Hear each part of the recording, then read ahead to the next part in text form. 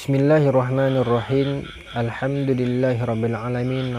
Wassalatu wassalamu ala asyrafil anbiya'i wal mursalin wa ala alihi wa sahbihi ajma'in. Alhamdulillah, kita merafakkan kesyukuran kepada Allah Subhanahu wa taala dengan limpah kurnia daripada Allah. Alhamdulillah, hari ini kita masuk kepada Ramadan yang ke-14. Kita akan masuk pada episod yang ke-10 insya-Allah pada hari ini. Kemarin kita telah membincangkan bagaimana peristiwa Khalid telah mengumumkan bahawasanya Sayyidina Abu Bakar telah pun wafat dan telah digantikan oleh Sayyidina Umar, dan Sayyidina Umar telah pun memecat Khalid sebagai khalifah sebagai komander perang, dan dilantik oleh Abu Ubaidah Al-Jarrah sebagai komander. Ketika itu memang Abu Ubaidah pun ada di sana juga, dan kita dah terangkan bahawasanya memang Umar sangat sayang kepada Abu Ubaidah dan Umar tidak berapa ngam dengan Khalid, tapi kesudahan cerita mereka berdua akan diceritakan nanti. Ada kesudahan dia, jangan takut. Dan kita dah sepakati bahawasanya Abu Ubaidah itu dilantik bukan kerana kroni, tetapi memang Abu Ubaidah memang layak. Kita akan cerita nanti apa yang menyebabkan Abu Ubaidah layak. Di samping cerita-cerita sebelum ini, kehebatan dan kekuatan Abu Ubaidah, tapi ada juga sisi yang lain menunjukkan memang Abu Ubaidah memang sebenar-benarnya yang layak. Sebab Nabi pun sebut dalam hadis kan, authorized. Nabi sebut likullin nabiyyin amina wa inna amin ahazil ummah Abu Ubaidah Al-Jarrah. Setiap Nabi itu ada seorang yang paling amanah, dan orang yang paling amanah dalam umat aku adalah Abu Ubaidah Al-Jarrah. Baik, tuan-tuan, sedikit sekilas tentang cerita Sayyidina Abu Bakar yang wafat pada tahun yang sedang kita cerita ini, iaitu tahun 13 Hijrah. Bagi yang duk catat nota tu ingat, ini 13 Hijrah, Perang Yarmouk dan juga kewafatan Sayyidina Abu Bakar. Diceritakan, direkodkan bahawasanya Sayyidina Abu Bakar wafat pada hari Isnin sama dengan baginda Nabi SAW. Dan diceritakan dalam riwayat Sayyidina Abu Bakar wafat pada hari Isnin petang dan dikebumikan pada hari Isnin malam bersebelahan dengan kubur baginda Nabi SAW. Dikatakan Sayyidina Abu Bakar mengalami sakit selama, dikatakan ada dua pendapat, ada kata 15 hari, ada kata 20 hari, dan ada juga kata berbulan. Tetapi dia sakit. Dan ketika mana dia sakit belasan hari itulah ataupun berbulan itulah, Umar mengambil posisi sebagai imam, mengimami dan menguruskan, melicingkan urusan Sayyidina Abu Bakar, sebab Sayyidina Abu Bakar sakit, tak mampu. Sakit apa tu? Ada dua pendapat juga. Satu mengatakan sakit kerana dia telah makan satu hidangan yang dibuat oleh orang munafik ataupun orang yang saya tak sure, saya tak pernah ingat, tapi orang yang khianat lah, paling selamat sebut macam tu lah. Saya tak sure antara munafik ataupun Yahudi, tapi mereka menyediakan hidangan di satu perkampungan bila Sayyidina Abu Bakar turun melawat kawasan. Sayyidina Umar turun dengan seorang pegawai dia, iaitu yang bernama Harith. Dan kedua-duanya ini meninggal pada tahun yang sama dan sakit yang sama. Maka itu yang menguatkan pendapat para sirah mengatakan punca kematian mereka adalah kerana makanan yang mereka makan itu telah diletakkan racun oleh puak-puak yang khianat ini.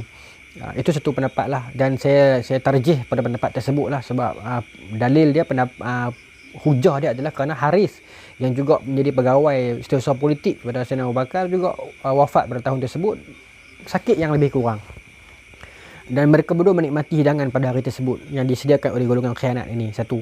Yang keduanya, Sayyidina Abu Bakar dikatakan dia mengalami sakit dada kerana dia mandi malam. Tapi dialah itu juga saya sebut saja yang direkodkan. Kemungkinan yang satu lagi racun, tapi persoalan tapi yang sahihnya ataupun yang secara kita sepakatinya adalah beliau wafat pada tahun 13 Hijrah pada hari Isnin petang, dan dimakamkan ataupun dikuburkan pada waktu malam tersebut. Dan Sayyidina Abu Bakar telah menulis surat wasiat, iaitu setelah peninggalan dia lantiklah Sayyidina Umar sebagai khalifah. Kemudian jangan lepas pandang misi di Iraq. Sebab tuan-tuan kena tahu, semua warrior kita masa ni yang kita nak cerita 1-2 episod kebelakangan ini, kita sedang memfokuskan kepada Yarmouk, berhadapan dengan tentera Rom. Masa tu Iraq Islam dah settle dah, Kisra kan, Rom Kaisar. Tapi masa tu Islam dah pegang dah. Ingat tak kita cerita dulu, Khalid buka kan beberapa kota dekat Iraq kan. Lepas tu Khalid diminta oleh Sayyidina Abu Bakar untuk pergi dekat bertempur dengan tentera Rom di Yarmouk, di Jordan hari ni kan. So ingat Rom, battle Yarmouk semua tu. Parsi yang battle sebelum-sebelum tu yang Khalid dia buka kawasan itu, Ain Tanu, Ain Tamu dan sebagainya itu kan. Okey, baik. Masa tu Iraq dah okey dah, dah slow dah. Masa tu fokus dekat Rom. Tapi Abu Bakar pesan sebelum dia wafat, dia kata jangan terlepas pandang yang Iraq, takut ada pemberontakan sebab kita baru saja dapat buka Iraq tu. Baru saja dapat rampas daripada kerajaan Parsi. Takut nanti depa nak rebel balik, depa nak lawan balik kan. Abu Bakar pesan. Tak apalah. Maka dan dicerita sikitlah Sayyidina Abu Bakar ni, Nabi sebut dalam hadis puji dia banyak kali lah, arhama bi ummati Abi Bakar, orang yang paling rahmat, orang yang paling rahim, orang yang paling penyayang dalam umat aku ni adalah Abu Bakar. Wa ashaduhum fi amrillah Umar wa asdaquhum ya'an Utsman. Nabi sebut, tapi Nabi puji Abu Bakar. Kemudian Nabi pernah puji Sayyidina Abu Bakar dalam hadis yang lain secara khusus. Tak silap saya Anas bin Malik riwayat. Tapi hadis ini berbunyi satu ketika Nabi duduk dengan Abu Bakar dan Umar, Nabi sebut hadani sayyidan kuhul min ahlil jannah minal awwalin wal akhirin illa nabi wal mursalin. Dua orang ni, jadi Abu Bakar dan Umar, sayyidan, dua orang ni akan jadi ketua pengulu ataupun ketua, sayyid, tuan, dua orang tuan, kuhul ahli jannah, dalam kalangan penghuni syurga. Iaitu Abu Bakar dan Umar, Nabi dah sebut dah, nanti di syurga nanti mereka dua ni akan jadi tuan, akan jadi tok mengulu, jadi raja kepada kita, melainkan para Nabi dan Rasul. Bermaksud raja kepada orang-orang yang selain Nabi dan Rasul dekat syurga siapa? Abu Bakar dan Umar, tuan. Hebatlah Sayyidina Abu Bakar ni, banyak peristiwa tentang dia, kisah tentang dia kasih sayang kepada Nabi, dia mengutamakan Nabi melebihi segala-galanya. Bahkan diceritakan ketika mana ayah Sayyidina Abu Bakar masuk Islam, dah tua sangat dah masa tu. Tua sangat dah masuk Islam, maka dia menangis. Orang duk sangka dia menangis sebab dia terharu. Rupanya dia kata dia menangis sebab dia kenangkan kalaulah keislaman ayah dia itu dapat digantikan dengan keislaman Abu Talib yang menyebabkan Nabi gembira, mestilah dia akan buat macam tu. Bermaksud dia lagi utamakan pak saudara Nabi, sebab bermain dengan perasaan Nabi tu dia lagi utamakan berbanding ayah dia sendiri. Allahu Akbar. Hebatlah Sayyidina Abu Bakar As-Siddiq yang tiada tolak bandingnya, insan yang paling mulia atas dunia selepas Rasulullah SAW. No? Baik. Dalam umat baginda. Tuan-tuan, maka kita nak sambung cerita tentang Yarmouk, apa yang berlaku tu. Selepas daripada peristiwa perang Yarmouk itu Islam menang, maka Abu Ubaidah dilantik. Maka Umar menghantar surat kepada Abu Ubaidah, sekali lagi sebagai double confirmation, nak bagi tahu kat Abu Ubaidah, wahai Abu Ubaidah, aku dah lantik engkau. Umar, Khalid aku telah pecat. Abu Ubaidah dah tahu benda tu, Khalid dah bagi tahu dah, Khalid tak sembunyikan. Maka Umar kata sekarang ni bawa tentera engkau, termasuk Khalid lah. Pecat bukan bermaksud dia kena berhenti jawatan, pecat sebagai komander sahaja. Maka pergi ke Damaskus. Maksudnya bergerak ke depan lagi. Yarmouk dah menang. Yarmouk di Jordan, naik ke Syria pula. Kalau petang hari ni lah. Nak sampai nak pergi ke Rom lah. Tapi Rom Timur lah. Baik. Maka Abu Ubaidah pun menggerakkan tentera dah sampai ke satu kawasan, nak masuk ke Dimash, ke Damsyik. Belum masuk, nak masuk dah, dapat berita mengatakan tentera Rom sedang berkumpul dekat satu kawasan nama Al-Fihil. Dan ramai, 80,000 orang tentera Rom. Maka Abu Ubaidah Al-Jarrah dengan kepintaran dia fikir, baik kita pergi settle dekat Al-Fihil ni dulu. Sebab kalau kita tak pergi settle dekat Al-Fihil, kalau kita terus pergi dekat Damaskus, sekejap lagi akan jadi macam mana tahu? Depan kita ada tentera Rom Damaskus yang sangat besar, belakang kita ada tentera Rom daripada Al-Fihil yang 80,000 orang. So kita akan dikepung di depan dan belakang. Bahaya. Maka kata Abu Ubaidah Al-Jarrah, istihad dia, kita pergi settle dekat Al-Fihil dulu sebelum kita pergi Damaskus. Sebab Damaskus benteng yang bagi saya paling ampuh lah. Sebab benteng dia sangat besar, dikelilingi oleh parit yang sangat besar, dan parit itu diairi dengan air. Maka sangat ampuh benteng Damsyik atau Damaskus ini. Maka settle dekat Al-Fihil dulu. Maka Abu Ubaidah Al-Jarrah mengarahkan tentera dia untuk pergi di Al-Fihil sambil dia pecah dua tentera. Sebahagiannya pergi standby dekat Damaskus siap nak tunjukkan yang Islam dah sampai. Sebahagian lagi ikut dia pergi Al-Fihil. Maknanya dia komander yang turun padang. Kita settlekan dekat Al-Fihil. 80,000 orang tentera musuh. Bila sampai tuan-tuan, mereka mengumpan tentera musuh untuk pergi ke satu lembah dekat Al-Fihil itu yang sempit. Maka wallahu ta'ala alam, saya tak sure macam mana, tetapi dalam kitab Bidayah wa Nihayah disebutkan Abu Ubaidah dengan kepintaran dia kata tak boleh lawan sebab tentera yang berkumpul itu 80,000 orang tentera Rom. Sedangkan tentera Islam dah lah sikit, bahagi dua pula. Maka macam mana nak lawan? Maka dengan kepintaran Abu Ubaidah, dengan karamah yang ada pada Abu Ubaidah Al-Jarrah, maka dia mengairi kawasan tersebut. Dia umpan orang Rom agar masuk ke satu kawasan lembah, yang kawasan lembah itu awal-awal Abu Ubaidah telah buat terusan untuk air mengalir masuk ke lembah tersebut. Maka tuan-tuan bayangkan padang pasir atau kawasan lembah itu, bila air masuk dia jadi becok, tanah dia jadi becok. Maka berlaku pertempuran. Pertempuran itu disebut sebagai pertempuran air becok, air lecah. Lecah, becok kan. Dan tentera Rom tak biasalah dengan kotak-kotak lecah-lecah ni. Orang Arab biasa benda tu. Maka mereka tewas di tangan tentera Islam. Maka ini menandakan kebijaksanaan dan kehebatan Abu Ubaidah Al-Jarrah.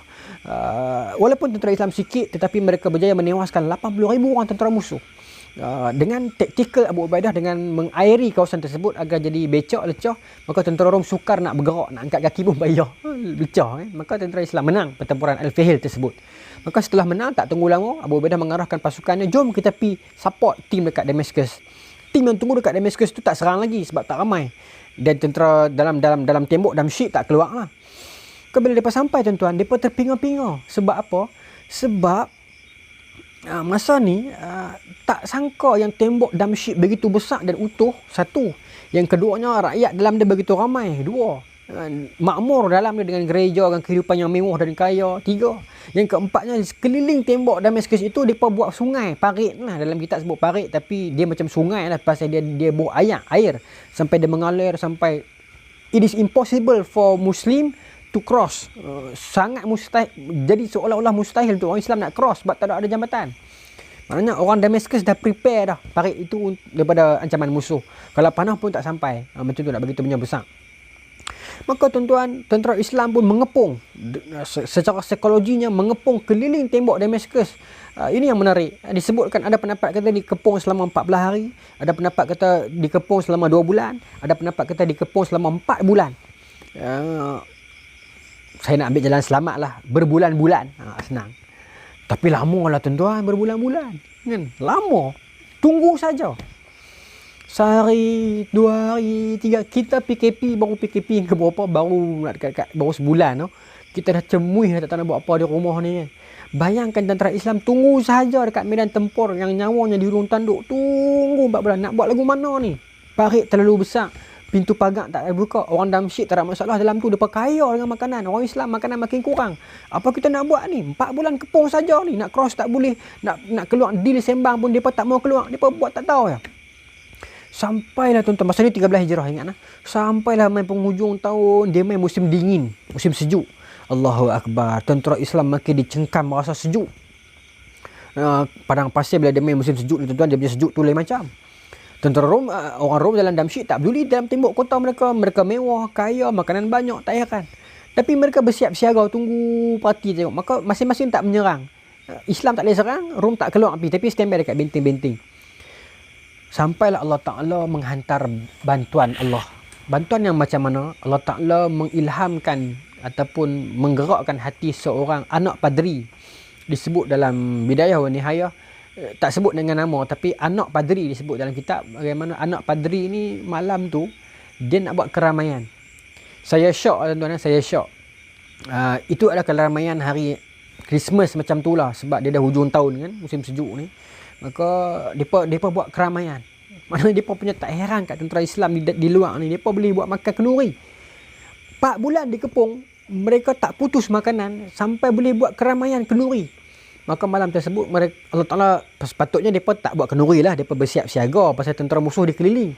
Tapi Allah Ta'ala campakkan dalam hati seorang anak padri ni, dia nak buat kenduri.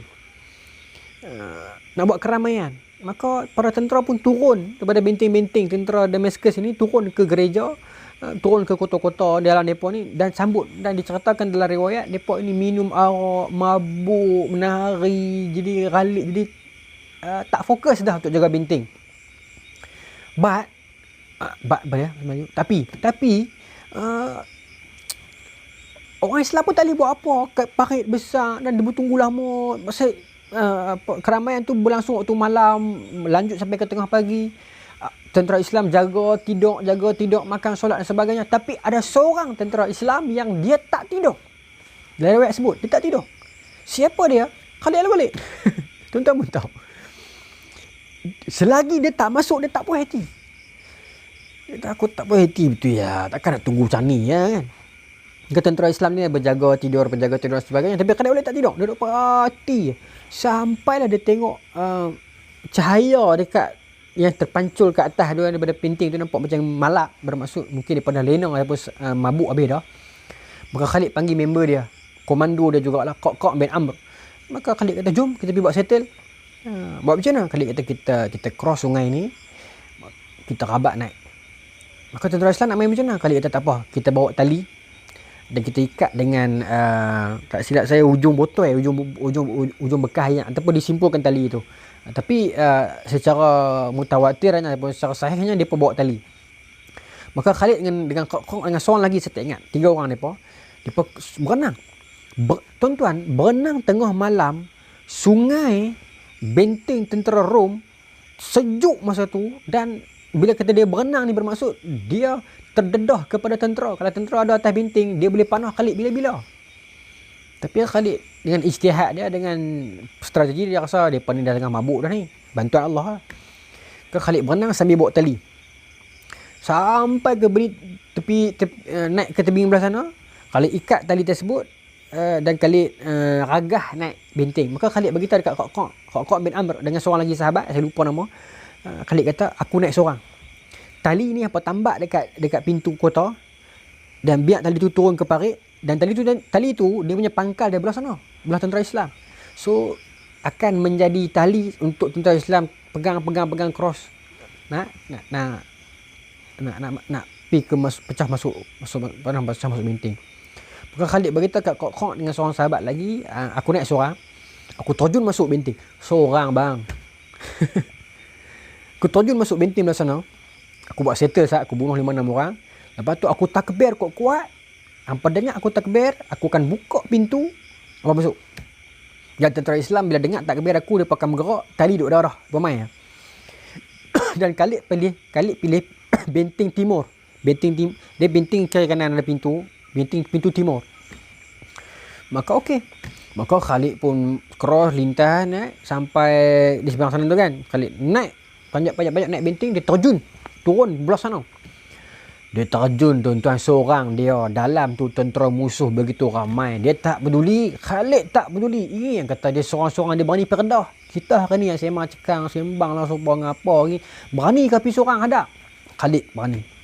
So, kalau kita rasa kita hebat sangat dah, kita ni tak ada seinci pun nak dibandingkan dengan Khalid Al-Walid. Keberanian dia, kehebatan dia, kekuatan dia. Maka dia masuk, dia buat settle tuan-tuan. Dia bunuh dia rabel, bunuh lawan orang. Dia seorang tapi dia menang lagi. Dia pun takbir kuat-kuat. Bila dia takbir, orang Islam terkejut. Orang Islam pun tengok. Kok bagi tahu, Khalid dah masuk dalam dah. Tentera Islam pakat capai tadi tersebut, lintas sungai ni, parit ni, pi masuk. Maka Khalid buka pintu timur. Bagi tentera Islam masuk. Pakat masuk bantu backup Khalid lawan. Lawan ni. Bunuh. Meanwhile, kota tu begitu besar. Meanwhile bahasa Melayu dia, dalam pada itu, kota tu kan besar. Ada benteng timur, benteng barat. Di benteng timur dah kacau bila orang ni. Tentera Islam dah bunuh. Contoh habis dah. Gereja di tengah-tengah sebagai center. Dah masuk asok dah. Geng-geng yang di barat dengar. Nak kata besar tak besar. Damsyik tuan-tuan mentau lah. Damascus hari ni punya besar. Dengar kata belah timur dah teruk, depa lari pergi belah barat dan depa buka pintu, depa menyerit kuat-kuat. Beritahu, wahai tentera Islam, kami nak berdamai. Kami tak mau perang. Takut depa. Tentera Islam dah dengar tentera Rom kata nak berdamai, maka depa tak boleh lawan dah. Depa nak berdamai bermaksud nak bayar ufti, nak bayar jizyah. Maka Abu Ubaidah masa tu kebetulan duduk belah sana. Maka Abu Ubaidah ambil lah penyaksian kedamaian daripada mereka itu. Mereka setuju nak bayar ufti, nak bayar jizyah. Maka mereka tak digempur, mereka tak diserang. Maka bila mereka masuk ke tiang barat, ke benteng barat, bila mereka bergerak, pergi di sampai timur, rupanya dah mati habis dah orang Rom. Khalid pun lepas bunuh. Maka para sahabat kata kat Khalid, wahai Khalid, dia berdamai lah, bunuh siapa? Mereka dah memberi kedamaian lah. Mereka dah setuju nak bayar jizyah. Jangan bunuh. Khalid kata, mana aku tahu, aku masuk ke sana, apa tak abang? Khalid. Para sahabat kata, dah, kat sana dah ambil bai'ah dah. Mereka nak berdamai, mereka bayar duit. Tak perlu bunuh mereka. Kenapa hang bunuh? Khalid kata, aku tak tahu. Aku main pada belah sana. Maka, masa tu, saya sebut tadi, gereja kan di tengah-tengah sebagai center. Khalid daripada ujung barat dah masuk ke tengah dah. Dia dapat half of gereja dah. Tentera Islam pula yang di belah barat yang berdamai ni dah bergerak masuk tanpa bunuh siapa-siapa sampai ke setengah gereja dah. Dia bertemu di situ lah, di tengah-tengah gereja tu. Di sini Khalid kata kami dah bunuh lah. Buat mana aku tak tahu, belah timur. Belah sini pula orang Islam dah kami tak bunuh lah pasal dah berdamai. Maka dibincangkan. Abu Ubaidah panggil mesyuarat para sahabat, para tentera komandernya bincang macam mana nak buat ni. Sana Khalid dah bunuh dah habis. Sini kita berdamai tak mati bila. Masalah sekarang kita bertembung di tengah-tengah. Tengah-tengah pula dalam gereja. Maka mereka bermesyuarat, dia berputuskan gereja tersebut daripada tengah bawa ke tiang kanan, tiang timur, dijadikan masjid. Daripada tengah tadi tu pula bawa ke tiang barat, dijadikan gereja. Maka kembang. Belah kanan masjid, belah kiri gereja. Ada di mana ni? Ada di Syria. Disebut sebagai Gereja Agung Damsyik. Kemudian jadi masjid. Saya tak sure sekarang. Tapi kalau tak silap saya tengok Astro Wasih dulu, masih lagi kembang gereja dan masjid. Sekarang saya tak sure lah bila dah berlaku Bashar Assad semua ni, saya tak ingat. Saya tak tahu lah. Tapi itu berada di Damascus. Iaitu belah ni masjid, belah ni gereja. Dan tak bergaduh. Kenapa belah ni masjid, belah ni gereja? Sebab belah ni mereka Islam dah dapat dengan cara perang, so jadi masjid, hak Islam. Belah ni Islam dapat dengan cara pendamaian, jizyah, maka Islam tak usik, maka jadi gereja kekal. Maka ini jadi gereja, ini jadi masjid. Dan selama beratus tahun tak pernah bergaduh antara geng gereja dan geng masjid ni. Hebatlah. No? Maka itu sejarahnya. Kalau Rani tanya kenapa? Kalau Rani orang tanya kenapa di Damsyik itu ada masjid dengan gereja kembang? Sejarah dia yang tu lah. Di sini main perang, di sini main berdamai. Maka sebelah ni gereja, sebelah ni masjid. Itu sejarah dia. Tuan-tuan boleh Google masjid tu ada lagi. Ada lagi saya tak sure, tapi gambar ada lah di internet. Tapi dia tu ada tak ada lagi saya tak tahu. Sebab Syria sekarang kan tengah bergolak. Okey, saya sambung. Dan banyaklah gereja di Damsyik. Masa tu kan mereka ni Kristian kuat. Arab Kristian, orang putih Kristian yang duduk di situ kan. Baik, maka tuan-tuan, menanglah daripada sana, duduklah di Damascus, di Damsyik lama, perintah, maka aman damai. Orang Islam pun baik, tak kacau orang Kristian pun baik, tak rebel orang Islam di Damsyik ketika itu. Okey, relax, tengah damai. Masa tengah damai ni, tuan-tuan ingat tak nasihat daripada wasiat daripada Sayyidina Abu Bakar sebelum dia wafat? Dia kata hati-hati dengan Parsi, kawasan Iraq, sebab mungkin dia rebel. Benar tuan-tuan kata-kata Abu Bakar tersebut. Saya terlupa saya nak beritahu. Abu Bakar dia ada satu cincin tau. Cincin itu tertulis ni'mal qadir Allah. Sebaik-baik kuasa adalah Allah. Di samping dia pakai cincin Nabi, dia juga ada cincin lain yang diriwayatkan oleh para sahabat, iaitu cincin itu terukir sebaik-baik kuasa adalah Allah. Baik, saya sambung. Maka wasiat daripada Abu Bakar so fokus juga kepada Iraq. Rupanya memang betul di Iraq masa tu baru berlaku ketegangan balik. Iaitu orang-orang Parsi ataupun orang Arab di bawah wilayah Parsi di Iraq mengumpulkan kekuatan untuk menyerang tentera Islam masa tu yang tak ramai dah. Khalid masa tu di Iraq kan, dia tinggal pergi di Jordan kan, di lawan dengan Rom kan. Maka ketika itu Iraq jadi kacau bilau. Bangkit tentera-tentera Parsi bergabung. Masa tu ada Panglima Rustum ataupun Raja Rustum yang begitu kuat. Nanti akan ada satu watak nama Hurmuzan yang begitu pandai. Mereka inilah watak-watak baru dalam kerajaan Parsi yang begitu hebat, begitu pandai, begitu licik, begitu kuat. Masa tu tuan-tuan, komander tentera Islam yang sedang bertempur dengan tentera Parsi, nama dia Abu Ubaid. Abu Ubaid berlaku pertempuran dengan tentera Parsi, gabungan tentera Parsi. Pertempuran disebut sebagai Ajisru Abu Ubaid, perang jambatan Abu Ubaid di Sungai Euphrates hari ini. Ringkas cerita, perang tersebut tentera Parsi mengeluarkan gajah yang begitu banyak sampai tentera-tentera Islam lari. Bukan tentera Islam, kuda tentera Islam lari. Sebab tak boleh kontrol, sebab kuda terkejut tengok gajah kot. Zaman tu tuan-tuan di Arab tiba-tiba tengok gajah. Tak terkejut kawan.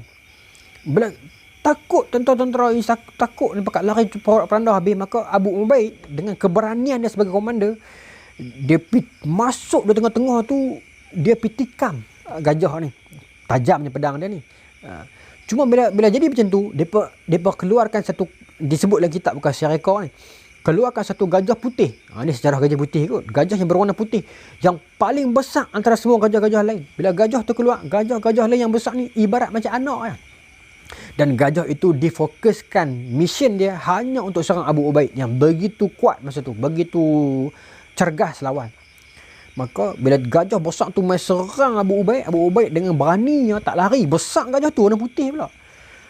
Dia siap, dia potong belalai gajah putih tu nak bagi hilang punca. Mungkin istihad dia nampak belalai ni lah sumber kekuatan kot, dia kerat belalai tu putih. Maka bila putih, gajah tu naik minyak. Tuan-tuan tahu bila gajah naik minyak ni tak boleh kontrol. Dia berdiri dan dia pijak Abu Ubaid mati. Peristiwa ni sebenarnya disebut dalam kitab Bidayah wa Nihayah Ibn Katsir. Isteri Abu Ubaid dah mimpi dah yang suami dia bakal mati perang esok ni. Dan memang dia syahid lah. Syahid dipijak oleh gajah. Syahid dia dalam perang tersebut tahun 13 Hijrah. Tapi hujung dah ni. Okey. Maka tuan-tuan bila dia meninggal, 7 orang dilantik. Sebab Abu Ubaid mula bini dia mimpi dah yang suami dia akan mati. Bini dia bagi tahu kat dia, dia dah elect, dia dah pilih 7 orang panglima yang berturut-turut akan mengganti. Kalau seorang ni mati, seorang ni ganti. Seorang ni mati, seorang ni ganti. Seorang ni mati, seorang ni ganti kan. Sampai orang yang ke-7 ganti mati. Sebab gajah putih yang besar tu fokus kepada komander ya. Sampailah panglima yang ke-7 yang bernama Musanna bin Harithah. Musanna bin Harithah ni lawan sungguh-sungguh lah. Sampai akhirnya nak kata menang pun tidak, nak kata kalah pun tidak. Berjaya mengendorkan tentera Parsi dan tentera Parsi berunduk. Tentera Islam pun sempat berunduk berehat saat. Begitu hebat. Kemudian bila tentera Islam mengumpulkan kekuatan, dia hantar surat kepada Sayyidina Umar mengatakan sekian-sekian berlaku di Iraq, telah berlaku pemberontakan besar oleh tentera Parsi, ada Rustum, ada Hormuzan yang begitu kuat. Maka Sayyidina Umar ketika itu dengar, dia jadi risau. Dan apatah lagi masa tu di Iraq, mereka telah pun tentera bahasa Parsi ni tu kena faham, disebut sebagai Mulukul Furus, raja-raja Parsi. Dia ada Maharaja Parsi yang paling besar, kemudian dia ada raja-raja Parsi. Macam kita lah, kita ada agung, dan ada sultan macam itulah. Maka kesultanan Parsi ni telah bergabung. Maka membangkitkan semangat rakyat Parsi yang bukan Islam ini. Maka mereka mengusir dan membunuh tentera-tentera Islam yang berkawal di Parsi masa tu, di Iraq masa tu, kerajaan Parsi. Sedangkan dah berjanji dah nak damai, berjanji dah, bayar jizyah dah. Islam takkan apa-apakan mereka dan mereka takkan lawan. Tapi mereka membatalkan janji. Mereka mengkhianati perjanjian. Maka mereka membunuh orang Islam yang ketika tu minoriti dekat Kufah, dekat Iraq. Sampai berita ni sampai kepada Sayyidina Umar. Sayyidina Umar dengar cerita ni, bahawasanya tentera Islam sedang dikepung dekat Iraq. Sangat bahaya kondisi ini kerana begitu ramai tentera Parsi. Rom dah reda dah. Parsi naik balik kacau. Maka tuan-tuan, Sayyidina Umar rasa tak boleh jadi ni. Sayyidina Umar kata, aku sendiri kena turun. Peristiwa ni berlaku bila? Permulaan tahun 14 Hijrah. Sayyidina Umar kata, kalau macam ni, Sayyidina Umar hantar surat kepada Musanna bin Harithah, bagitahu takziah dengan kematian Abu Ubaid. Dan aku arahkan kepada engkau sebagai komander yang bertempur dengan tentera Parsi masa ni, pull back, unduk saat kita berkumpul kat satu kawasan, aku sendiri akan turun padang. Umar kata, tuan-tuan, Umar lantik Sayyidina Ali jadi khalifah sebagai pemangku dekat Madinah. Umar turun bersama Sayyidina Osman dan beberapa orang sahabat pergi ke Iraq. Ni Sayyidina Umar, warrior, khalifah, Amirul Mukminin. Barulah dia pakai gelaran Amirul Mukminin. Siapa yang bagi gelaran ini? Mughirah bin Syu'bah. Baik. Maka tuan-tuan, dia Sayyidina Umar turun dengan delegasi dia. Tuan-tuan, bila khalifah sendiri turun, Amirul Mukminin turun, dia punya gerun dia lain macam. Kata Amirul Mukminin Sayyidina Umar, kita jumpa di Iraq. Beritahu kat Musanna bin Harithah. Maka turunlah Sayyidina Umar dengan Sayyidina Osman dengan beberapa orang sahabat yang lain yang kibarus sahabah turun ke Iraq. Tuan-tuan boleh bayangkan tak apa jadi bila khalifah turun, tuan-tuan? Tak tahu nak abang punya Sayyidina Umar sendiri turun padang nak pergi tengok apa jadi. Dan apa jadi bila Sayyidina Umar turun? Esoklah kita cerita. Esok kita sambung insya-Allah apa jadi bila Sayyidina Umar turun ke Iraq sendiri turun padang. Apa nak jadi lepas tu? Bila King sendiri turun. Wallahu ta'ala alam. Stay tune. Assalamualaikum warahmatullahi ta'ala wabarakatuh.